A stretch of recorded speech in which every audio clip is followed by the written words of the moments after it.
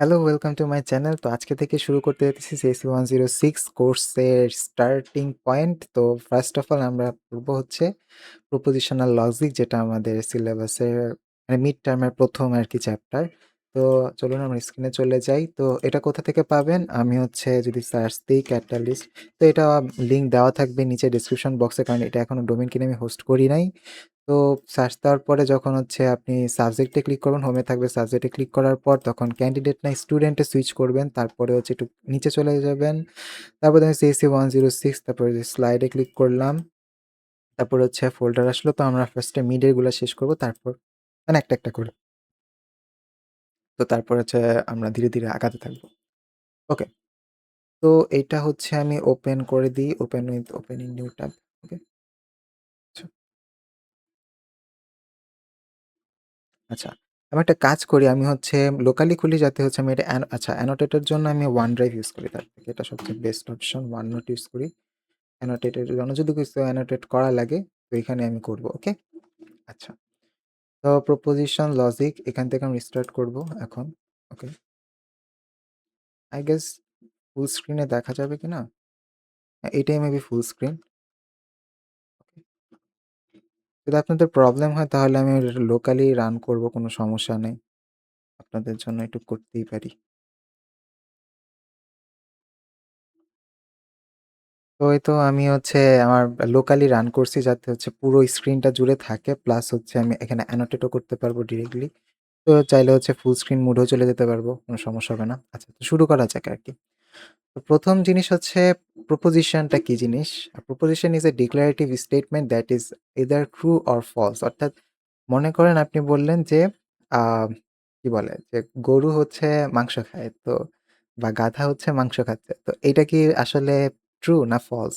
আমরা যেটা দেখে আসছি যে না, এটা একটা ফলস স্টেটমেন্ট। আমি যদি বলি যে বল হচ্ছে পৃথিবীতে না পড়ে বল হচ্ছে দূরে চলে যায়, মানে পৃথিবীর গ্র্যাভিটেশন পুল করে না, হ্যাঁ, বল নিচে পড়ে না। আমরা যদি বল উপর থেকে ছেড়ে দিই তাহলে বলটা নিচে পড়তেছে না।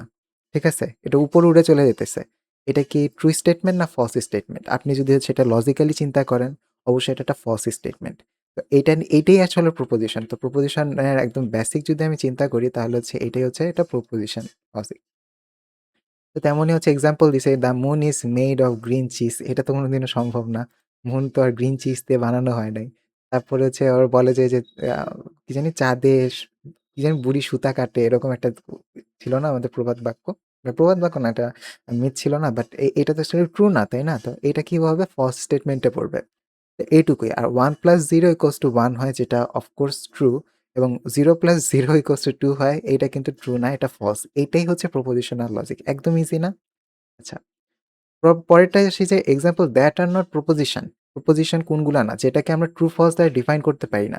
যেমন বলছে যে সিট ডাউন, এখানে বসো। এখানে ট্রু ফলস এর কি আছে? এখানে একটা আমরা ইম্পারেটিভ সেন্টেন্স ইউজ করছি। তারপরে এক্সক্লেমেটরি সেন্টেন্স, তারপর হচ্ছে ইন্টারোগেটিভ সেন্টেন্স যে তুমি কি ভাত খাইছো? তো এটার মধ্যে আমি ট্রু ফলস এ কি বলব? সত্য মিথ্যা কি বলব? তাই না? আমি যদি বলি না আমি হচ্ছে আমি ঘাস খাইছি, হ্যাঁ? সেই ক্ষেত্রে কি বলব? সেটা হচ্ছে কি প্রপোজিশন এ ফলস হইতে পারে। কারণ মানুষ তার ঘাস খায় না সাধারণত। তো ভাতের বদলে তার ঘাস খায় না। তো এই হিসেবে এরকম বলা যায় যে এটা প্রপোজিশনাল লজিক না। আবার হচ্ছে বলা যায় যে x + 1 = 2, এটা কিসের জন্য প্রপোজিশন না? কারণ x এর তো একটা ভেরিয়েবল। x কি কোনো ভ্যালু? তো x এর ভ্যালু আমি যেকোনোটাই হইতে পারে, তাই না? কি হলো হঠাৎ করে? আচ্ছা, x এর ভ্যালু তো যেকোনোটাই হইতে পারে, তাই না? এটা ডিপেন্ড করে x এ আমি কি ভ্যালু ইনপুট দিতেছি। এটা ফাংশনের মতো পড়ে যাইতেছে, তাই না? f(x) = x + 1, ফাংশন টাইপের। তো ফাংশন কখনো প্রপোজিশন হইতে পারে না। এরকম প্রপোজিশন হবে না। যেটার আমরা ভ্যালুই জানি না। ওকে। তারপর হচ্ছে আ এখানে প্রপোজিশনাল লজিক আছে, যেমন কনস্ট্রাক্টিং প্রপোজিশন আছে। প্রপোজিশনাল ভ্যারিয়েবলস আছে P, Q, R, S। এটা জাস্ট প্রপোজিশনাল ভ্যারিয়েবলস। এটা যদি আপনি অন্য কিছু ধরে নেন এটা কোনো প্রবলেম হবে না। বাট ধরে নেয় যে এরকম P, Q, R, S। তারপর বলছে the proposition that is always true is denoted by T, যেটা ট্রু রিপ্রেজেন্ট করে, and the proposition that is always false is denoted by F, বড় হাতের F দিয়ে কি করে। তারপর compound proposition constructed from logical connectives and other proposition like negation, তারপর হচ্ছে কনজাংশন, তারপর disjunction, implication bi biconditional. তো এখানে কিন্তু এই জিনিসপাতিগুলো অ্যাকচুয়ালি ইম্পোর্টেন্ট। এগুলো নিয়ে প্রশ্ন আসে। ঠিক আছে? যে নেগেশন কিভাবে করা হয়? নেগেশন হচ্ছে যে আমরা যে নট পড়ি না যে নট করলে কি হয়? মনে করেন যে হচ্ছে আপনি অ্যান্ড এন নট করলেন তখন কি অর হয়ে গেল? মানে আপনি নট করলে হচ্ছে চিহ্ন উল্টায় যায়। মানে বিষয় এইসব জিনিসপাতিগুলো আরকি এখানে পড়ানো হয় আরকি। যেমন যদি ট্রুথ বলি তো নেগেশন করলে কি হয়ে যায়? ফলস হয়ে যায়। তো এই জিনিসই আরকি নেগেশন। তো এটা আমি পরেরগুলা বলব যেমন আচ্ছা প্রত্যেকটা বলে দিই। তারপর কনজাংশন হচ্ছে আমাদের কি বলে এটাকে হচ্ছে আরে অ্যান্ড, অ্যান্ড এর মতন এর চিহ্ন যে এরকম দেখতে না? তো এটা দিয়ে মনে রাখা যায় যে কনজাংশন বলতে অ্যান্ড অর্থাৎ হচ্ছে ওই যে true and true is equals to true, true and false is equals to false. আমরা পড়ে আসছি না আইসিটিতে ছোটকালে? ওগুলোই আরকি। তারপর ডিসজাংশন মানে অর, তারপর ইমপ্লিকেশন মানে হচ্ছে আমার কজ অ্যান্ড ইফেক্ট নিয়ে কাজ করে। বাই কন্ডিশনাল হচ্ছে ইয়ের মতো এক্সঅর টাইপের অনেকটা। এক্সঅর এক্সাক্টলি না বাট ওইরকম টাইপের বিহেভিয়ার করে। আচ্ছা যাই হোক তো কম্পাউন্ড প্রপোজিশন হচ্ছে নেগেশন এর কথায় আসি। তো ওই যে নেগেশন এর কথা বললাম যে নট পি করলে ট্রু কে ফলস বানিয়ে দেয়, ফলস কে ট্রু বানিয়ে দেয়। দ্যাটস ইট এগুলো আপনিও পড়ে আসছেন। যেমন if P denotes the earth is round তাহলে যদি নট পি বলে তাহলে আমরা কি বলবো? যদি নট পি এরকম থাকে তাহলে আমরা বলবো সেন্টেন্সটা হবে ইট is not the case that the earth is round or more simply the earth is not round. মানে কথা হচ্ছে যে the earth is round P দিয়ে ডোনেট করলো। বাট আমি এটা নেগেশনে যখন আমি করে দিতেছি তখন কি বলবে? The earth is not round. তাই না? জাস্ট নট কথাটা এড হয়ে যাবে। মানে যেটা আমি বলছি স্টেটমেন্টটা ওটা ট্রু না। ফলস হয়ে গেল। কনজাংশন এই যে বিহেভ লজিক্যালি অ্যান্ড আমি এখানে কমেন্ট করেই দিছি আগে থেকেই এগুলা আমারই করা। তো এটা হচ্ছে the conjunction of proposition p and q is denoted by p and q has truth table. এই যে আমরা হচ্ছে ছোটবেলায় ট্রুথ টেবল গুলো করছিলাম না যে ট্রুথ, ট্রুথ। তারপর যখন আমরা পি অ্যান্ড কিউ করবো আরকি ট্রুথ অ্যান্ড ট্রুথ করবো। ট্রুথ অ্যান্ড লজিক্যাল অ্যান্ড তারপর ট্রুথ করবো তখন কি আসবে? ট্রুথ আসবে। তাই না? বিষয়গুলো এরকম যে একটা ফলস স্টেটমেন্ট পাইলেই পুরোটা ফলস হয়ে যায় অ্যান্ড যদি থাকে। আচ্ছা। আর ফলস, ফলস তো ফলসই। তারপরে if P denotes I am at home and Q denotes it is raining তাহলে কি হবে? I am at home and it is raining. এখন যদি একটা মজার কথা বলি, এখন যদি থাকে যে আ P এখানে দেখেন P তারপরে হচ্ছে and not Q যদি থাকতো, not Q মানে যে negation Q ঠিক আছে? তাহলে আমরা কি বলতাম? I am at home and it is not raining. ঠিক আছে? জাস্ট এইটুকুই হইতো। আচ্ছা পরেরটাই দেখি। এরকম সামনে আসবে I guess. তারপর হচ্ছে ডিসজাংশন হচ্ছে দ্য ডিসজাংশন ইজ প্রপোজিশন মানে এটা হচ্ছে অর এর মতো লজিক্যাল অর এর মতন ওই সব ডেফিনিশন পড়ার দরকার নেই। জাস্ট বুঝে নিবেন লজিক্যাল অর। ঠিক আছে? সিম্পলি এইটাই। যেমন ট্রুথ, ট্রুথ যদি থাকে ২ টা তাহলে অর করলে কি হবে? ট্রুথ হবে। আর ট্রুথ ফলস থাকলে কি হবে? ট্রুথই হবে। এগুলো তো আমরা পড়ে আসছি, তাই না? বিষয়টা এরকম। আপনি চাইলে যে গুণ যোগের মতন বুঝতে পারেন যে অর হচ্ছে যোগ আর হচ্ছে অ্যান্ড হচ্ছে গুণ। যেমন 1 ইন্টু 0 কি হয়? কারণ মেশিন তো 1 0 ছাড়া বুঝে না। ট্রুথ ফলস এ কি? ট্রুথ হচ্ছে 1 আর ফলস হচ্ছে 0 আপনি যদি সি ল্যাঙ্গুয়েজ করেন তাহলে তো জানেনই এই বিষয়টা। তো সেই ক্ষেত্রে 1 ইন্টু 0 0 ই হবে। তাই না? তারপর হচ্ছে 1 প্লাস 1 1 ই হবে। মানে হিসাবে যদি আমি লজিক্যাল এর কথা বলি তাহলে 1 ই হবে কম্পিউটারের ভাষায়। বাট এক্সাক্টলি 2 হয় ম্যাথমেটিক্যালি কিন্তু কম্পিউটারের ভাষায় তো 1 হচ্ছে। অর্থাৎ ট্রু আসতেছে আরকি অ্যান্সার। এটাই। ওকে। তো এরকমই যে I am at home or it is raining মানে যদি হচ্ছে আমার এখানে থাকে, অর চিহ্ন থাকে তাহলে আমি জাস্ট খালি সেন্টেন্সে অর বসায় দিব। খুবই সহজ। The connective or in English. In English or has 2 distinct meanings. Inclusive or আর হচ্ছে এক্সক্লুসিভ অর। এক্সক্লুসিভ অর একটু আলাদা সেটা হচ্ছে কি হবে যদি হচ্ছে ট্রুথ, ট্রুথ হয় তাহলে এটা ফলস হয়ে যায়। অর্থাৎ ২ টাই স্টেটমেন্ট যদি ট্রুথ হয় তাহলে এটা ফলস হয়ে যায়। আর ট্রুথ এবং ফলস যদি থাকে তাহলে ট্রুথ হয়ে যায়। আর ফলস ট্রুথ যদি মানে একটা যদি ট্রুথ থাকে তাহলে সেটা ট্রুথ হয়। আর যদি ডাবল ফলস হয় বা ডাবল ট্রুথ হয় তাহলে সেটা ফলস হয়ে যায়। এখানে কিছু এক্সাম্পল দেওয়া আছে যে when reading the sentence soup or salad comes with this entry. Okay? We do not expect to be able to get both soup and salad. This is the meaning in exclusive or. ওকে। এটা actually meaning এটাই বোঝায় যে আপনাকে ২ টার মধ্যে যেকোনো একটা choose করতে হবে। আপনি ২ টাই তো নিতে পারবেন না। soup or salad comes with this entry.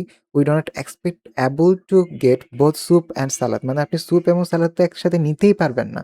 তাহলে আপনি যদি ২ টা ট্রু করেন, ২ টা ট্রু করেন আপনি তো নিতেই পারবেন না। এটা তো কন্ডিশনের বাইরে চলে গেছে। তার মানে কি এটা XOR এর মধ্যে পড়তেছে। মানে কন্ডিশনের বাইরে। আপনি স্যুপ, সালাদ একসাথে নিতে পারবেন না। তো ২ টা ট্রু হইতে পারবে না। আর স্যুপ বা সালাদ ২ টাকে আপনি মানা করতে পারবেন না। আপনার যেকোনো একটা নিতেই হবে। ঠিক আছে? আপনি রেস্টুরেন্টে ঢুকছেন, আপনাকে স্যুপ অথবা সালাদ আপনাকে নিতেই হবে, নিতেই হবে। কিন্তু আপনি ২ টা একসাথে নিতে পারবেন না। বিষয়টা হচ্ছে এইরকম আরকি রুলস আরকি। তো সেই ক্ষেত্রে আমাদের XOR ইউজ করা যায়।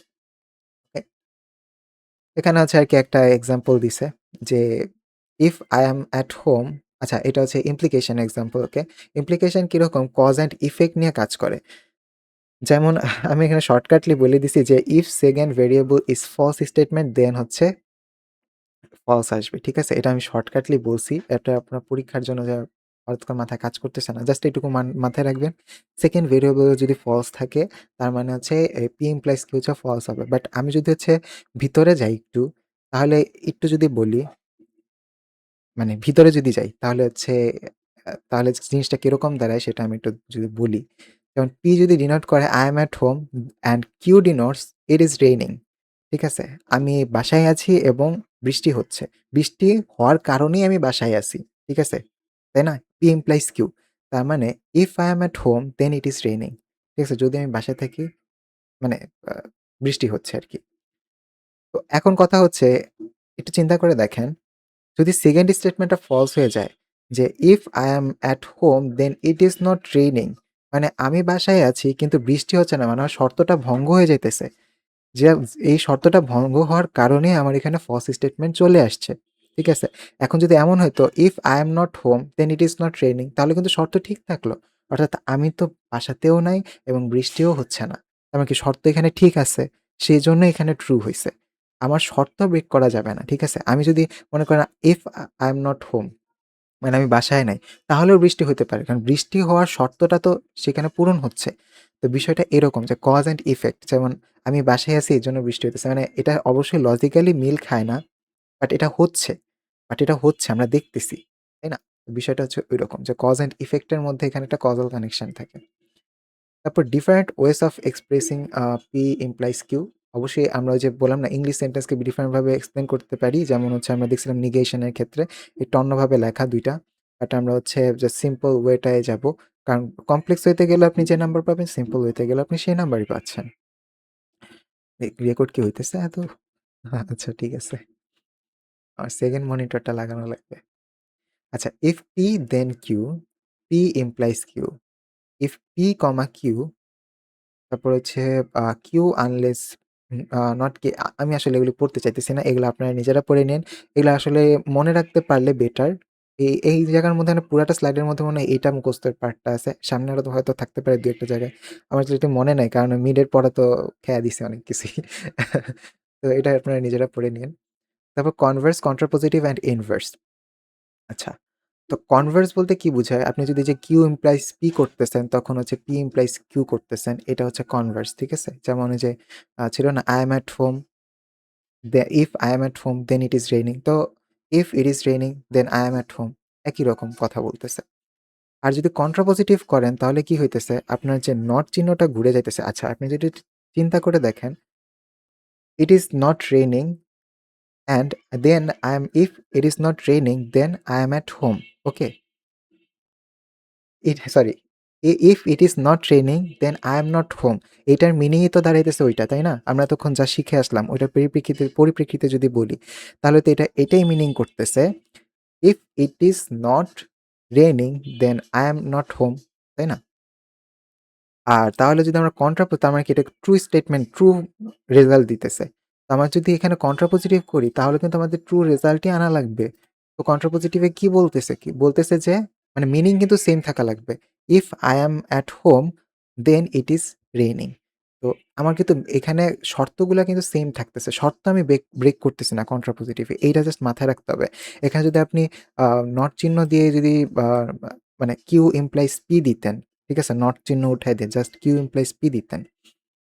তাহলে শর্তটা ভঙ্গ হইতো। কারণ আপনি হচ্ছে বলতেছেনই যে যখন it is not raining then I am not home. হ্যাঁ? I am not home. তো সেখানে আপনি বলতেছেন যে it is raining then I am at home. জিনিসটা তো মিলল না। আপনার সেন্টেন্সের সাথেই তো মিলল না। যার কারণে কন্ট্রাপোজিটিভ আসলে এই কাজগুলোই করে। ঠিক আছে? কন্ট্রাপোজিটিভ হচ্ছে আপনার নট চিহ্নগুলোকে উঠায় দিয়ে এবং হচ্ছে পরবর্তীতে কনভার্স করে দেয়। আর ইনভার্স হচ্ছে যেটা বলে যে ওই নট চিহ্নটা আরকি গুণ করে দেওয়া। মানে হিসাব অনুসারে গুণ করে দেওয়া আরকি বলতে পারেন। যে এইটুকুই করে ইনভার্সটা, যে মানে বলল যে I am at home then it is raining. If I am at home then it is raining, তাহলে ইনভার্সটা কি হবে? If I am not home then it is raining. ঠিক আছে? জাস্ট খালি এটাকে ইনভার্স করে দিল। ও তো উল্টা কথা বলতেছে। Okay? Find the converse, inverse and contrapositive of if it is raining, sorry, it raining is a sufficient condition for my not going to town. Okay. If I do not go town then it is raining. এটা just Converse করে দিল। যেমন হচ্ছে just উল্টায় দিল। আর inverse করলে কি হবে? কই জানি গেল আমার সেন্টেন্সটা কই? আচ্ছা, ইট ইজ রেইনিং। আচ্ছা, এখানে কিন্তু হচ্ছে সেন্টেন্সগুলোকে আলাদা, আলাদা করে নিছে। যেমন it is a sufficient condition. Okay? Wait. আচ্ছা, এটা ওই যে সাফিসিয়েন্ট কন্ডিশন, আচ্ছা এইটা হচ্ছে এইখানে আপনি পাবেন এই যে sufficient, p is sufficient for q. এই দেখছেন? এইখানে গিয়ে নিয়ে আপনার এখানে যেমন মনে পড়ছে অনেক কিছু। তো p is sufficient for q. এই যে এই লেখাটা এখানে দেখলেন না? এই যে ইজ সাফিসিয়েন্ট ফর কিন্তু উঠে যাবে। আপনি যখন পি ইমপ্লাইজ কিউ হচ্ছে এটা ডিনোট করতে যাবেন বা আলাদা, আলাদা সেন্টেন্সে রাখতে যাবেন। আপনি কিন্তু সেন্টেন্স ২ টাকে কানেক্ট করতে পারেন। implies বুঝাইতে P is sufficient for Q, then Q whenever P, then Q follows from P। এজন্য বললাম যে এগুলো মুখস্থ করে রাখাটা ইম্পর্টেন্ট। ঠিক আছে? তো is sufficient condition for, তার মানে এইটুকু যদি উঠে যায় তাহলে it is raining, ঠিক আছে? It is raining and and হচ্ছে it is, আরে I go to town, তাই না? ২ টা সেন্টেন্সকে আলাদাভাবে করা যায়। যদি হচ্ছে আমরা এই জিনিসটা বুঝতে পারি, মানে এই মুখস্থটাকে আরকি।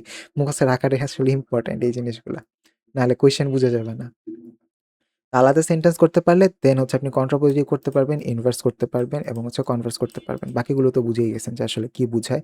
কারণ আমি এটা ভালো মতন করে এক্সপ্লেইন করে দিছি। আচ্ছা, তারপরে আসি বাই কন্ডিশনালে। বাই কন্ডিশনাল হচ্ছে এটা কিরকম যে এটা এক্সর এর ঠিক বিপরীত মতো কাজ করে। যে বললাম না যে এক্সর এর মতন আচরণ করে, বাট এক্সর এর বিপরীত রকমের আচরণ করে এক্সাক্টলি। ঠিক আছে? কারণ ওই সময় ছিল কি, যদি ২ টা একই রকম দেখতে থাকে তাহলে সেখানে ফলস হইতো। তাই না? ২ টা একই রকমের। বাট এইটার ক্ষেত্রে উল্টা, যদি ২ টা একই রকমের থাকে তাহলে ট্রুথ, ২ টা ভিন্ন রকম হলে ফলস। যেমন একটা হচ্ছে উদাহরণ দিছে, এটা জাস্ট মনে রাখার নিয়ম। মানে শর্টকাট আরকি। এখানে একটা উদাহরণ দিছে। If P denotes I am at home, then Q denotes it is raining. Then P bivalent Q, এটা bivalent বা biconditional ও বলতে পারেন। I am at home if and only if it is raining. যদি এবং কেবল যদি এটা মানে হচ্ছে রেইনি ডে হয় তাহলেই হচ্ছে আমি কি করব? বাইরে যাব। ঠিক আছে? তো এই ২ টা ট্রুথ হইছে, তার মানে সে বাইরে যাচ্ছে। তার মানে সে একটা কন্ডিশন আরোপ করে দিল যে আমি তখনই হোমে থাকবো যদি হচ্ছে, মানে বাসায় থাকবো যখন বৃষ্টি হবে।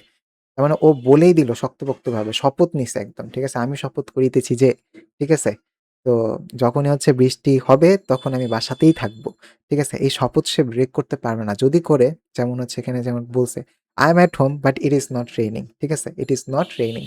তার মানে এটা বৃষ্টি হচ্ছে না, তাহলে আমি বাসায় কেন আছি? আমার তো বাইরে যাওয়া উচিত ছিল। কারণ আমি শপথ করছিলাম যদি বৃষ্টি হয় তাহলে আমি বাসায় থাকবো। তার সাথে আমার বাসায় থাকবার কথা না। তাই না? বাই কন্ডিশনাল এইরকম বিহেভিয়ার করে। তো এগুলা শিখে আসলে লাভ কি? এটা আসলে মেশিন লার্নিং এর জন্য দরকার এগুলা। কারণ কম্পিউটার তো আর বুঝবে না যে আপনি কি বলতেছেন, "I am at home", তারপরে "It is raining", এগুলা তো বুঝবে না। বুঝবে যে ট্রু কোনটা, ফলস কোনটা। ঠিক আছে? Expressing the biconditional. Some alternative ways: P if and only if Q is expressed in English. ওই যে বললাম যে ওগুলা যেমন P implies Q যেরকম এক্সপ্রেস করা যায় সেন্টেন্সের মধ্যে, যে সেন্টেন্সের কিছু অংশ উঠায় দিলাম তারপরে যে ২ টা সেন্টেন্সকে আলাদা করে ফেললাম। এইখানেও সেম কাজটা করতে হয় আরকি। যে P is necessary and sufficient for Q, মানে মনে করেন P একটা সেন্টেন্স দেওয়া আছে, তারপরে is necessary and sufficient for Q একটা সেন্টেন্স দেওয়া আছে। তো সেই ক্ষেত্রে is necessary and sufficient for উঠায় দিয়ে P হচ্ছে এই সেন্টেন্স, Q হচ্ছে এই সেন্টেন্স, ২ টাকে আলাদা, আলাদা করে ফেললেন। তারপর এটা P implies Q করেন বা P and Q করেন, তখন কিন্তু আপনার জন্য সুবিধা হয়ে যাবে। এজন্য বললাম যে এই জিনিসপাতিগুলো মুখস্থ রাখলে, ওই যে বললাম যে এই কিছু পাতি জিনিস মুখস্থ রাখা লাগে। আর বাকিগুলো বুঝার জিনিস, তাই না? শর্টকাট দিয়ে কিন্তু আমরা কত কিছু করে ফেললাম। এবার আসি ট্রুথ টেবিল। এখানে ট্রুথ টেবিলটা ইম্পোর্টেন্ট, হ্যাঁ? তারপরে আছে হচ্ছে লজিক্যালি প্রুফ, সেটাও আছে। তো আচ্ছা, কত মিনিটের হইল দেখি। আচ্ছা, অলরেডি ১৯ মিনিট চলে গেছে। তো আমি আসলে মনে হয় না এটা সম্পূর্ণ শেষ করতে পারবো। তাহলে আমি অর্ধেকটা করি অন্ততপক্ষে। ১৫ প্লাস করি। Okay, truth tables for compound proposition. Construction of a truth table: rows need a row for every possible combination of values for the atomic propositions. Columns need a column for the compound proposition, usually two per. আ আমার কাছে মনে হয় না truth টেবিলে হচ্ছে আপনাদের বুঝানোর কিছু আছে। এগুলা আপনারা নিজেরাই পারেন। ট্রুথ টেবিল কিভাবে বসাইতে হয়। এগুলো আসলে ছোটদের পড়াশোনা। এগুলো আমি স্কিপ করে যাইতে পারি। ইকুইভ্যালেন্ট প্রপোজিশন অর্থাৎ ইকুইভ্যালেন্ট বলতে কি বোঝায়? যে আপনার এই যে স্টেটমেন্ট যেটা আপনি বলছেন P implies Q আপনি কন্ট্রাপোজিশন করে ঠিক সেইম রেজাল্ট পাইতেছেন। ওই যে আমরা কন্ট্রাপোজিশন পড়ে আসছিলাম, বললাম যে আমি সেইম রেজাল্ট পাবো। তাই না? কখনো ট্রুথ আর ওটা ফলস হইতে পারবে না। এজন্য তো কন্ট্রাপোজিটিভ করি আমরা। ঠিক আছে? কন্ট্রাপোজিশন বলতে পারেন, কন্ট্রাপোজিটিভ বলতে পারেন। সমস্যা নেই। একই জিনিসই বুঝায়। তো যাই হোক তো এই কন্ট্রাপোজিটিভ কিন্তু আমরা এটা প্রমাণ করতে পারলাম যে হ্যাঁ, এই ২ টা হচ্ছে সেইম আরকি ইকুইভ্যালেন্ট আরকি। রেজাল্ট হচ্ছে আমাদের সেইম আসতেছে। বাট সূত্র কিন্তু সেইম না। মানে দেখতে সেইম না বাট রেজাল্ট সেইম। এই আরকি কথা। Sorry. So using two tables are neither implication or not equivalent in the implication মানে হচ্ছে বলছে যে এই যে ইমপ্লিকেশনটা এই যে কন্ট্রাপোজিটিভ আমরা যে দেখছি এটার সাথে এটা মিলে না। ওই যে আমি আপনাদের ওই সময় বলছিলাম যে এটা মিলবে না কখনো। তো ওইটাই আরকি আপনাদের দেখাইতে চাইছে যে এটা হচ্ছে গিয়ে যে সরি মানে মিলবে আরকি। কি যে বলতেছি সরি। স্বাভাবিক তো এটা তো কন্ট্রাপোজিটিভেরই অংশ। কারণ কন্ট্রাপোজিটিভ আগে করছে দেন হচ্ছে Q implies P করছে। সুতরাং মিলবে তো স্বাভাবিক, তাই না? এইটা আর এটা কিন্তু সেমই। দেখেন এটা জাস্ট Q implies P করছে আর এটা হচ্ছে not P implies Q করছে। জাস্ট একই জিনিসই আরকি দেখাইছে। দেখানোর কিছু নাই আর। এখানে বলছে how many rows there are truth table with n হ্যাঁ, এটা হচ্ছে কি এটা ইম্পোর্টেন্ট কেন? আপনি যখন ট্রুথ টেবিলটা আঁকবেন তখন আপনার কাছে চিন্তা হতে পারে যে আমি কয়টা টেবিল বানাবো? মানে কয়টা রো দিব, কয়টা কলাম দিব? সবসময় মনে রাখবেন ততগুলাই রো হবে যতগুলা আপনার ভেরিয়েবল থাকবে এবং 2 টু দি পাওয়ার ওই ভেরিয়েবল সংখ্যাটা হবে। আপনার মধ্যে ভেরিয়েবল যদি ৩ টা থাকে তাহলে আপনাদের 2 to the power 3 which means 8 এবং আপনার এই ৮ টা আপনার রো বানাইতে হবে। ঠিক আছে? এটাই হচ্ছে আপনার মাথায় থাকা লাগবে। তাহলে আপনার জন্য সুবিধা। তারপর হচ্ছে প্রেসিডেন্স অফ লজিক্যাল আচ্ছা প্রেসিডেন্স আমরা যে পড়ছিলাম সিএসসি তে 103 তে আপনি আমার ভিডিও যারা দেখছেন আমি কিন্তু প্রেসিডেন্স এর কথা বলছিলাম। তো প্রেসিডেন্স এখানেও প্রয়োজন যেটা হচ্ছে নট এর প্রেসিডেন্স সবচেয়ে হাই তারপরে হচ্ছে অ্যান্ড তারপরে অর যদি আপনার এরকমভাবে ব্র্যাকেট ব্রেসেস না থাকে যদি এরকমভাবে থাকে তার মানে আমাকে আগে নট এর কাজ আগে করতে হবে তারপরে অর এর কাজ করতে হবে আগে যেহেতু এখানে অ্যান্ড নাই তাহলে অর আছে যেহেতু অর এর কাজ আগে করব তারপর ইমপ্লিকেশন এর কাজ করব। ঠিক আছে? ওকে, তারপরে প্রিসিডেন্স আসে আসলে থেকে আপনার কম্পাইলার আসলে কিভাবে কম্পাইল করতেছে সেখান থেকে আসলে প্রেসিডেন্সটা কাজ করে। ঠিক আছে? তো কম্পাইলার অনুযায়ী কিন্তু প্রেসিডেন্স আপনি চেঞ্জও করে ফেলতে পারেন। যদি কম্পাইলার আপনি নিজের মতো করে ডিজাইন করতে পারেন। ঠিক আছে? তো steps to convert an English sentence to a statement propositional logic আচ্ছা, এগুলো খুব মজার এগুলোই পরীক্ষাতে আসে। যেমন হচ্ছে if I go to Harris or to the country I will not go to the shopping. Okay? তো আমরা কি পড়ছিলাম যে ওই ওইজন্য ওগুলা মুখস্থ রাখতে বলছিলাম যে এইটাকে ধরে আমি একটা আলাদা সেন্টেন্স বানাইতে পারবো। If I go two Harry তারপরে অর আছে I go to the country, ঠিক আছে? এটাকে কিউ ধরছে এবং আর ধরছে আই উইল নট গো। ঠিক আছে? তাহলে এটা আমরা বলতে পারি যেহেতু অর আছে তার মানে কি আমরা অর চিহ্ন দিব। তারপরে যেহেতু বলছে যে ইফ তারপরে এখানে একটা কমা চিহ্ন দিছে এখানে দেন বসালেও বুঝতে পারতো কোনো সমস্যা নাই। তো সেজন্য এখানে ইমপ্লাইজ চিহ্ন দিছে আর এখানে যেহেতু বলছে I will not go shopping, I will go shopping তার মানে এখানে একটা নট সরি এখানে একটা হচ্ছে নট চিহ্নটা বসায় দিছে। নট আর। ঠিক আছে? যেহেতু এটা নেগেশন এর মধ্যে পড়তেছে, right? I will go shopping but সেন্টেন্সে দেওয়া আছে I will not go shopping। এজন্য এটা নেগেশন এর মধ্যে ফালায় দিতেছে, নট আর দিয়ে দিছে। এটাই ট্রান্সলেটিং ইংলিশ সেন্টেন্স। এভাবে করে ট্রান্সলেট করতে হয়। আর এগুলাই হচ্ছে প্রশ্ন আসে আরকি। মানে যদি পরীক্ষা আরকি মিডে বা কুইজে এগুলাই আসে অ্যাকচুয়ালি।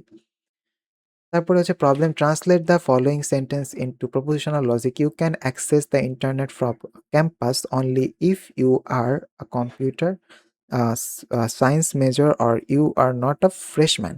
ওকে, তাহলে ইউ আর আ ফ্রেশম্যান এটাকে আপনি সি ধরেন। আচ্ছা তার আগে প্রথম থেকে ধরি you can access the internet from campus. ঠিক আছে? এটাকে আপনি এ ধরেন। তারপরে হচ্ছে অনলি ইফটা বাদ দেন you are a computer science major এটাকে বি কিউ ধরেন। ঠিক আছে? আর ইউ আর আ ফিশম্যান এটাকে আর ধরেন বা আপনি যেটা মন চায়। আর এখানে দেখছেন এ, সি, এফ ধরছে। আমি হচ্ছে পি, কিউ, আর ধরছি। একটা ধরলেই হইছে, কোনো সমস্যা নাই। তারপরে গিয়ে হচ্ছে আপনি দেখতে পারতেছেন যে অনলি ইফ থাকলে কি হয়? এখানে যদি আমি পিছনের পেজে চলে যাই, আ অনলি ইফ এজন্যই বললাম যে এটা মুখস্থ করাটা খুবই ইম্পোর্টেন্ট। এই যে পি, অনলি ইফ, কিউ। ঠিক আছে? এরকম থাকলে পরে আমরা এমপ্লয়িজ চিহ্নটা দিব। তো কোথায় ছিলাম আমরা? হ্যাঁ, এখানে ছিলাম। ঠিক আছে? এরকম দিব। আচ্ছা, এটা আমি পরের পার্ট 2 বের করব। কারণ এটা একটু কমপ্লেক্স টাইপের। এটা হচ্ছে সুন্দর করে বুঝাবো যে আসলে এটা কিভাবে কি করতে হয়। আজকে এ পর্যন্তই ভিডিও। দেখা হবে নেক্সট পার্টে।